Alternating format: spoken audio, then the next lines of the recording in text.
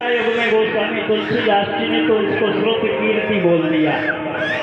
माने भगवान की कीर्ति का श्रवण करना, जब श्रवण करेंगे तभी हम शत्रुघ्न बन सकते हैं, अर्थात काम क्रोध लोभ मोह मत्सर ईर्ष्या इन पर विजय पा सकते। तो ये पहली सीढ़ी है, पहली।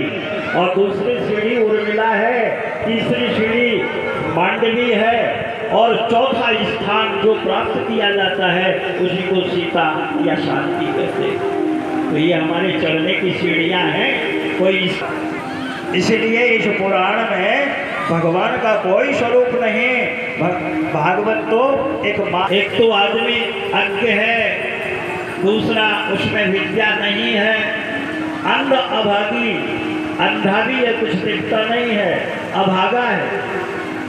अब ऐसे मनुष्य चाहें कि भगवान को प्राप्त कर लें तो भगवान को नहीं देख सकते, क्योंकि काई विषय मुकुर मन लागी। मन रूपी जो दर्पण है उस पर काई छाई हुई है। जब तक ये दर्पण साफ नहीं होगा तब तक हमको भगवान का स्वरूप नहीं दिख सकता।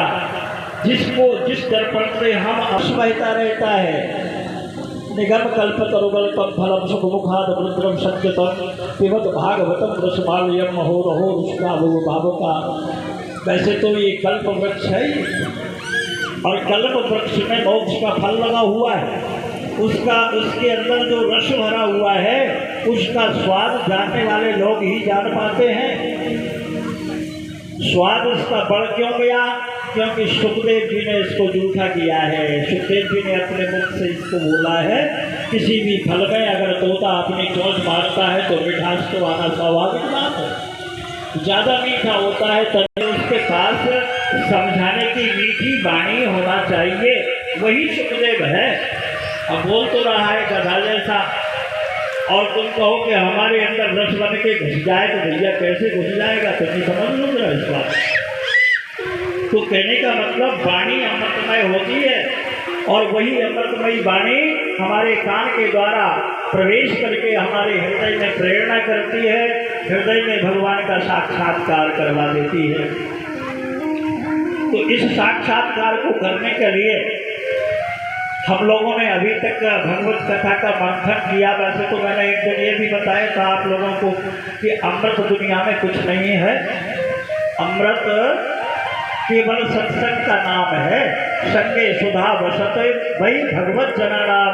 जो भगवान के भक्तों के अंदर रहता है उनके सत्संग में अमृत का जो गुण निकलता है, यदि वो गुण मिल गया तो पुनरपि जन्मम पुनरपि मरणम जन्मम मरणम पुनः पुनः, बार बार मरना, बार बार जन्म लेना, ये क्रिया बंद हो जाती है। इसी का नाम है अमर कथा का सुनना।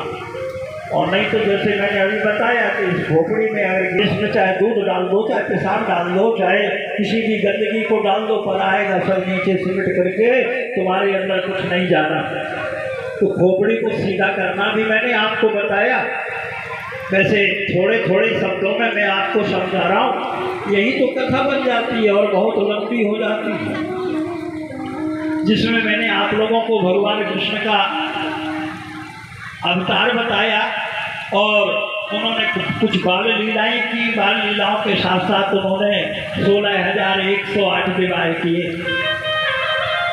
बड़ी विचित्र बात है, भगवान कृष्ण को योगी ही नहीं योगेश्वर कहा जाता है। कृष्ण कौन है? योग 108 ऐसे योगेश्वर हैं।